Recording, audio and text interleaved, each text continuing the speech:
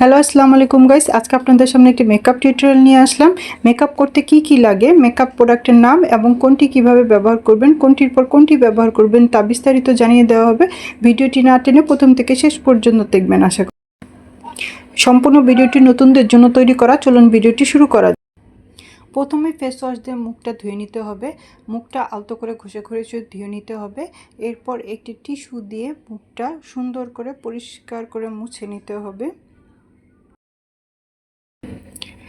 এরপর একটি moisturiser use করতে হবে। ময়শ্চারাইজার যার স্কিনে যেটা পারফেক্ট সেটাই ইউজ করা ভালো। ময়শ্চারাইজারটা সুন্দর করে আলতো করে দিয়ে নিতে হবে।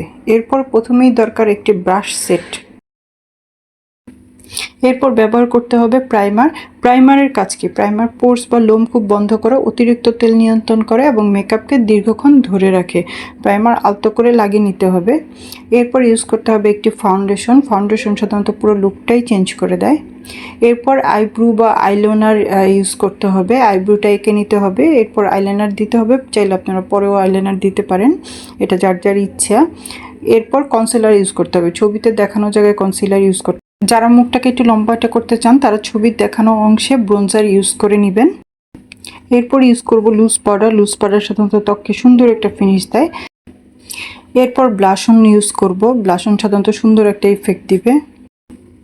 এরপর আইশ্যাডো ইউজ করে নিব। এরপর সেটিং স্প্রে দিয়ে পুরো মেকআপটা সেট করে নিব, যাতে দীর্ঘ সময় ধরে এটা স্থায়ী হয়। আজকে এই পর্যন্তই। আমার ভিডিওটি সবাই লাইক, কমেন্ট এবং শেয়ার করে দিবেন এবং ছোট্ট একটি কমেন্টসের মাধ্যমে আপনার উপস্থিতি কে কোথা থেকে দেখছেন তা জানিয়ে দিবেন। আজকে এই পর্যন্তই। আল্লাহ হাফেজ, ভালো থাকবেন।